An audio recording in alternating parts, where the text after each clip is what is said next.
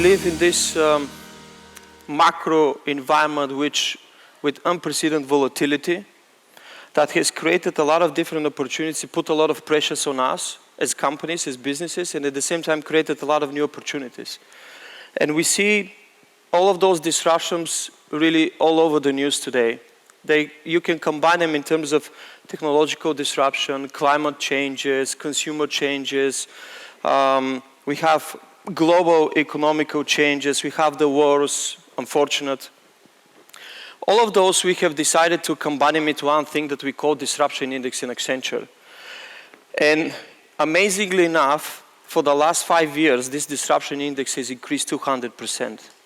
This is like a huge exponential growth that normally we cannot really comprehend. Human brains are not capable to comprehend exponential changes. Just to give you an example of one exponential change is like many years ago, Moore's law, because we talked about semiconductors and everything, and probably you'll be aware, he said that every 2 years, the number of semiconductors on the sockets will double. And that's an exponential growth. And we really are thankful for his discovery to be able to achieve lots of different changes now. But just to give you a comparison, why this is so important, the previous 5 years, if anybody can guess what was the percentage of increase of the disruption index, just any number, if you can think of. If you don't, I'll tell you, it's just 4%. So you can think of what happened in the last 5 years. It's gigantic. And what happens is that actually companies realized prior to the pandemic, they were thinking whether technology actually will be making the effect that we really need in order to drive these changes. And in fact it does, because what happened during the pandemic, everybody rushed through to create different technological disruptions, different digital transformational projects, and they rushed to do it, and they realized that if they don't adopt technology at the back of the organization from top to bottom, they perhaps will not be able to advance and they'll be outsmarted by their competition. And what we have found out through the research, very interestingly, post-pandemic, because of all the rush and because of people not really understanding how to utilize technology, because they needed to really put it as a fundamental across the company, across every single unit of the organization. 2 years after the pandemic, 70% of the projects have failed to deliver to the business expectation of the business. Why? There are many different reasons. So I want you to think about which are the most important things for your organization to drive innovation. And if you can think of it, of course, we see that technology is really sitting at the top at almost 80%, while even economic slowdown is very at the bottom. And what does this tell you? That even during the time of crisis, reinvention is really important for us to be able to gain this competitive advantage. I just remembered, by saying this, I just remembered a couple of years ago, one of my professors, Michael Tushman, he said something very interesting that I think it's so relevant today. He said during a time of crisis, companies need to exploit. They need to reinvent. They need to invest in R&D.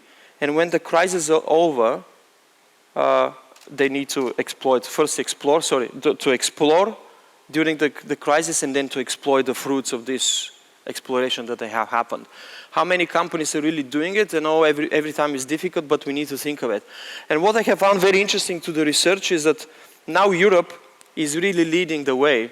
You can really look at it at the twofold, that Europe before was really maybe not so much leading and there was not so much opportunities for innovation, but that's what it happens. Europe now is really leading, as you can see, all across the world. We have about 75% of the companies that are requiring digital transformation. And they're saying that during the time of crisis, they will do it. But something really that for me is quite fascinating, like Accenture delivers every year a report that is called Technology Vision. And these reports we've been doing for the last 20 years that turn out to be remarkably accurate. And one thing that we have said 10 years ago, that every business will become a digital business. And people at that time was really hesitant whether the companies will be really embracing technologies, whether they will put them at the center of the organization. And what we have seen, as you can see from 2015 to 2018, the companies that we call them the leaders who are adopting technology throughout the company, they were outsmarting their competitors, who we called laggards, that are not involving technologies, only by 2 times of the revenue share and the revenue growth. But only in the last 5 years, this revenue growth is increasing tremendously to 5 times. Why? Because technology starts sitting in the center of the organizations. Okay? So this is what is going to happen. Technology will continue driving innovation, will continue driving disruption, and if you're not putting technology at the center of your organization, mark my words, you'll be outsmarted by the competition 100%. With just in a blink of an eye. What we have thought is like the way we wanted to structure everything in order to make the most comprehending sense is, we said, what are the key 5 forces of changes today? And the first one that we call is the total enterprise reinvention. The second one, which is really one of my favorite topics, is talent, because talent is everything, I believe, for any company across. Sustainability is a super important topic, and I'll give you a little bit more about it. Of course, metaverse, we strongly believe in the metaverse because it will be able to give you this immersive experience that you're not able to see today. And of course, we have the ongoing tech revolution. But what does really mean total enterprise reinvention? One thing that we have discovered, and I'll go to the topic, is like only 86% of the companies are making technology for their digital transformational programs, but they're making it like a finite programs. They do one transformational program and then they stop. After, I don't know, 6, 7 months later, they do another transformational program and they stop. This is the people these are the companies that we call optimizers or transformers. Why? Because they're just doing it on a time-to-time basis. But that's not a recipe for success. You need to become to the reinventors. But unfortunately, only 8% of the companies worldwide actually could be considered transformers. What that means, they're doing it continuously. They deployed technology transformation across the entire organization.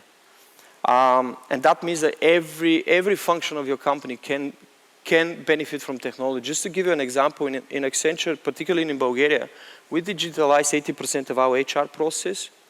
We digitalized the way we do our performance for our people. We have deployed artificial intelligence when we're doing interviews, because every person in the company has a people lead, something that we call people lead, and this people lead needs to meet with the people that they manage minimum once a month, and they need to provide certain feedback.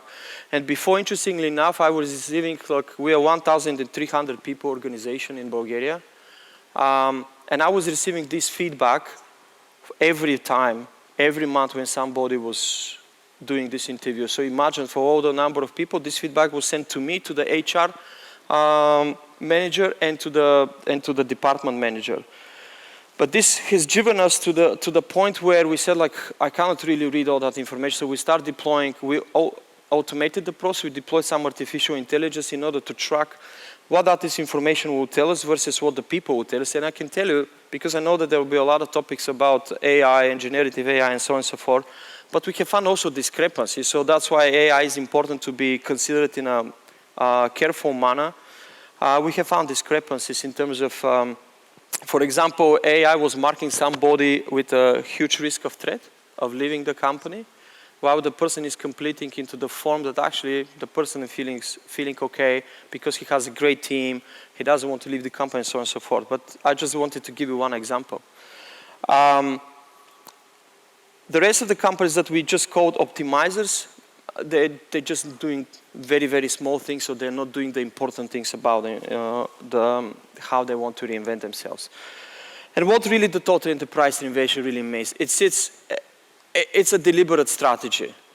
You cannot overthink it. You need to really, it sets the performance frontier going forward. It sits at the top of the digital core.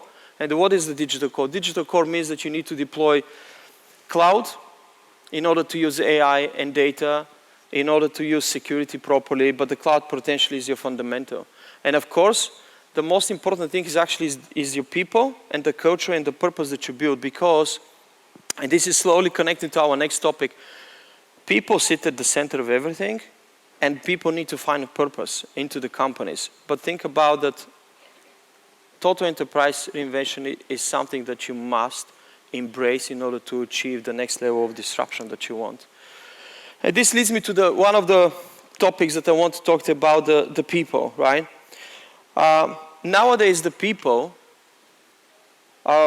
is there any company that would say the people are not their key asset, right? I don't think there is such a company, but we have put this framework that we call it net better off. And what does this net framework tell us? That we will be able to identify 6 critical dimensions that are important for the people. And while most of the companies are focused on the financial and the employable aspect, which means that I will provide you a place to work, I will give you the paycheck, only 30% of the people that we have researched are saying that actually companies are taking care of in terms of mental health, physical health, providing a purpose and meaning for the company, giving the opportunities for people to belong into the organization. And this in reality are forming the key assets why talent is important and where we need to change our strategy. So no longer you need to have a business strategy without thinking about the talent strategy. You need to combine those two together. Because one thing that we have identified from the research, and I'll give you just some red flags, I didn't put them on the slide, but for me they are critical. Only 1 in every 4 employees are saying that the company is really taking care of them. For me this is very scary. Why? Because that means, and what we have further discovered, that you cannot build a resilient team. You cannot build a culture. You cannot build trust. Because what have happened is that around 30% of the employee force at the moment is between 1 and 3 years in the company. And out of those 30%, 20% are deciding to leave the company for one reason or the other, which don't belong to the other 4 dimensions that I mentioned. So this is a huge red flag for all the companies, and they need to really rethink their talent strategy. So that means that you no longer need to figure out how to access talent, but you need to create talent as well. You need to upskill, you need to cross-skill people. And at the same time, you need to unlock the human potential. And these are the traits how you will be able to achieve unlocking human potential. Sustainability. I know this became a very modern topic, but this is like a crucial, very, very crucial point for you to be able to succeed. If you can think of it like only 7% of the businesses today were able to combine their technological strategy with their sustainability strategy. This is no longer an afterthought. Sustainability is something serious, and I can tell you that by 2040, the IT sector will be contributing with negatively contributing with 14% to the carbon emissions. So that means that our sector, where I operate in, will become one of the most critical sectors to challenge in order to achieve sustainability. And companies who really are able to reduce emissions are using artificial intelligence, machine learning, and large language models. I want to give a project that we've been doing in the past with the metro in Madrid. Like now the metro in Madrid are using artificial intelligence to decide when to launch the trains, for example, how to predict the temperature depending on the people traffic. And that way they're not only able to kind of serve their customers better, in reality all the visitors, all the users of the tube station, but they're also able to save money because they're using the electricity in a much more efficient way. And that's what I want to tell you. So you need to think about achieving sustainability through technology. You cannot achieve sustainability without technology nowadays. It's just not possible. So you need to combine another strategy that I mentioned. But the other thing that you need to really kind of put through is how you can achieve sustainability, but by making technologies more sustainable. And for us, this is the most critical factor. Why? Because if we don't do it, this is what will happen. We'll contribute hugely to the carbon emissions, and then we'll be much more targeted. And there will be lots of different, now European regulations that are talking about how companies can achieve sustainability. But what Accenture did, we were part of the founders of the Green Software Institute. And something that we do in Accenture is super important for every person that's sits under Accenture Technology, Accenture Song in reality, because we have 4 main pillars in the company, needs to go through this green software training, because we measure all the projects that we do, how sustainably we do all the projects. We have different criteria for every single project in terms of, by starting from the programming language that you use, to how often you have different meetings, how often you waste time in different releases, and so on and so forth. So everything is being measured in order to achieve certain criteria of sustainability. And this, when we talk to clients, this is becoming part of their strategy as well, to achieve a certain level of sustainability, and we force to measure our own projects in order to provide the benefits to the company. But at the end, we need the scale, so companies need to work with the NGOs, and we need to work with the government in order to achieve the desired sustainability topics. Metaverse.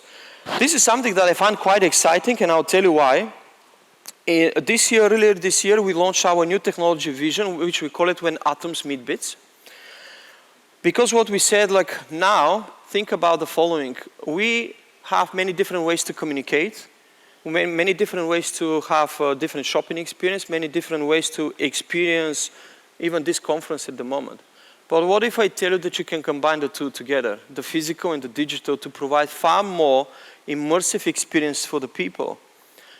What if I tell you that now, through digital twin technologies, you can simulate the human brain to watch how all those neurological diseases are developing inside the human brain, and how you can tackle them, how you can find cure for those? What if I tell you that I can put you in a digital gallery or digital environment where not only you will be able to experience what we experience today, but also people who are less fortunate than us, people who for one reason or the other are only able to sit at home. We should be able to provide them the same experience that we have. But by connecting the two, this is what we'll be able to do. We'll be able to give this new experience to the people. Imagine your shopping experience. Imagine if you want to go to a concert. That we launch soon, in Accenture Bulgaria, we'll launch this project about our Meta Gallery, where you can walk inside the gallery if you're in the gallery itself. You'll be able to interact with the paintings, with the objects that are inside. You'll be able to purchase them from inside the gallery. You'll be able, if you have, we have this huge project at the moment that is going on, for which we're using generative AI and augmented and virtual reality for a retailer, a huge retailer that has more than 1 million products. And you'll be able to customize the products in some way that you want, which is totally different, because if you go to the shop, you'll be able to see certain object that you want to buy, for example, a chair, but this chair is purple, but I want it in blue. You'll be able to change it. So imagine all this. So that's why even Meta is saying that it has 20 billion in revenues in the next 10 years. So we strongly believe in the metaverse. And just briefly, we launched these 4 pillars around technology vision, which we called about generalizing AI. And you know, AI is affecting almost every single aspect of where we work, how we work, and so on and so forth. Digital identity is becoming one of the most important factors for us, how we can authenticate this digital world. It gives you security. You will be able to control the data. You will be able to give a certain access even to your doctor for a certain time, for a certain period, and then you can remove that access. And that's become your key thing for you, even to be able to travel much faster, much more resilient.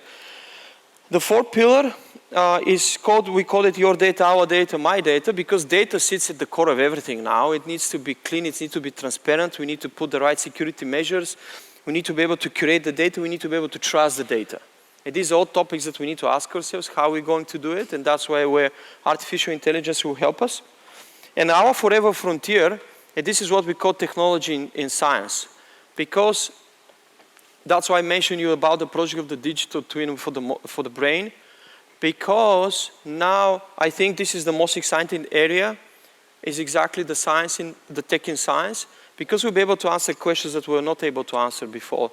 Technology will be able to help us to drive innovation, and this will create a really good feedback loop where we'll be able to innovate in a constant speed. Ongoing tech revolution. This is something interesting. We need to embrace disruption if you want to stay relevant. But in order to stay relevant, you need to think about, you cannot do any more incremental steps.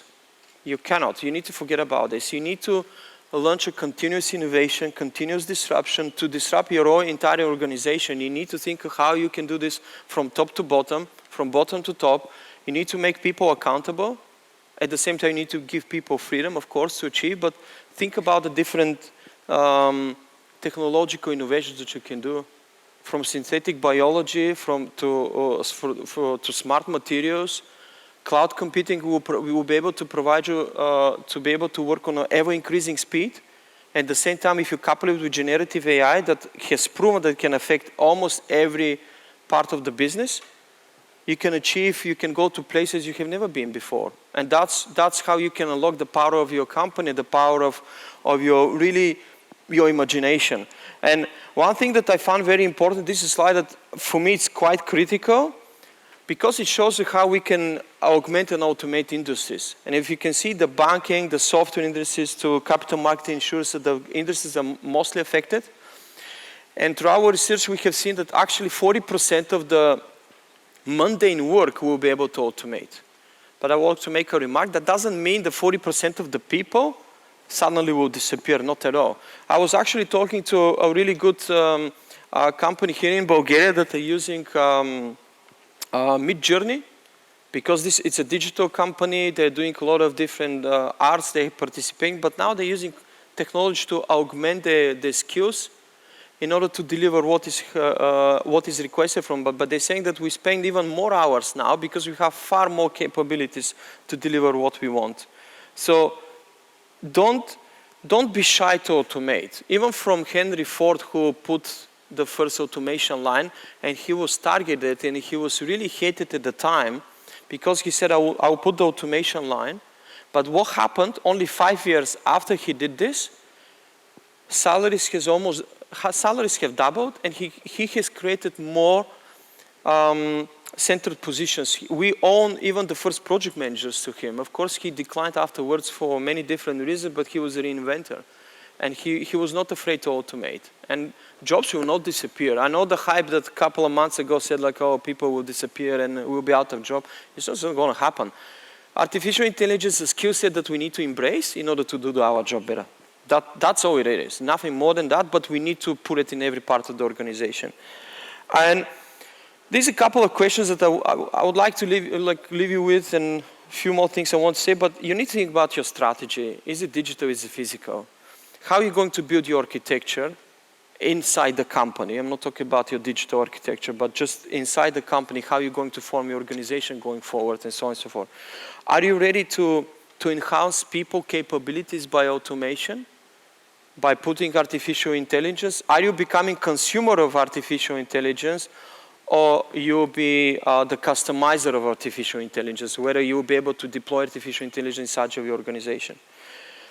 Would you be able to build the trust with the people? Because that's what matters for the people the most, as we mentioned. Trust is the key differentiator for having success in a company. If you don't have trust, I'm not sure how you work with the people. And innovation. Innovation is super critical for us to be able to achieve what we want. And at the end, the total enterprise reinvention that I mentioned kind of sums it all. You need to think about the strategy in terms of whether you want to be a transformer, you want to be a reinventor, or you want to stay into the optimizer field. You want to access the talent in the right way, you want to create talent, as I mentioned, but to also think about how you can unlock human potential. That's why I mentioned all those 6 dimensions, where 2/3 you can unlock the human potential by deploying those skill sets. And you need to think about the digital core. You need to deploy the digital core at the center of your organization. There is no way around this, and this will help you to transform the company. And the last piece that I want to leave you with, really, this is a summary of what it says, the 6 main characteristics of the total enterprise reinvention. As we said, now the strategy is the reinvention. It's no longer an afterthought. You cannot really drop it. It is there. Digital core we talked about. Talent, this is the center of your organization. The most important thing the total enterprise reinvention will do is to break down the silos. And if you want to reinvent yourselves, you need to become more agile. And total enterprise reinvention will help you become more agile. And the last thing that I want to mention to you, and I'll leave you with this, it's a continuous effort. So you cannot stop. You need to think how you can continue going forward. Thank you very much.